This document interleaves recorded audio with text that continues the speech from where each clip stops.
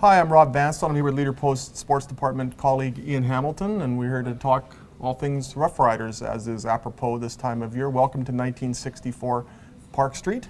We're teeing up Saturday's CFL preseason game between the Ottawa Redblacks and the visiting Saskatchewan Rough Riders to be played at Mosaic Stadium. Ian, what are you going to be especially interested in on Saturday? I think there's more intrigue to this preseason opener than would ordinarily be the case. I think the biggest thing, and I think a lot of people are going to want to see who's going to be the Rough Riders running back. Obviously, with Corey Sheets having left in the offseason for Oakland, you know, there's a number of candidates, but nobody is really sure yet who's going to be the number one guy, and I think that's what a lot of people want to see. You're looking for sort of a breakout game from somebody almost reminiscent of Corey Sheets in the preseason opener in 2012, and there hadn't been a lot of talk about Corey Sheets until that preseason opener 2 years ago, and all of a sudden he ended up dominating the discussions about the running back situation. So maybe there's that breakout type game, or at least the Rough Riders are hoping so. Yeah, I think that the biggest question there, though, is if you've got 5 guys and you're trying to run them through in a preseason game, there's not going to be a lot of time for any of these 5 guys to really put on a show. So I think, you know, it could be difficult to gauge who the best guy is in that short a time frame, but you know, maybe somebody rips off a 84-yarder on his first carry and a 75-yarder or something, and you know he's the guy. And they want to rotate a bunch of people through, but they also want to throw the football because they've got some questions to answer within the receiving core as well, given the departure of Weston Dressler to the Kansas City Chiefs, the retirement of G. Roy Simon.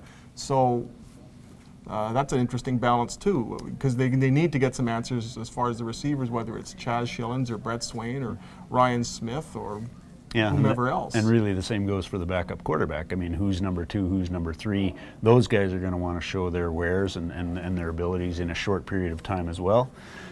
So I think a lot of this has to come together in terms of finding chemistry with these guys and, you know, whether anybody really jumps out at you.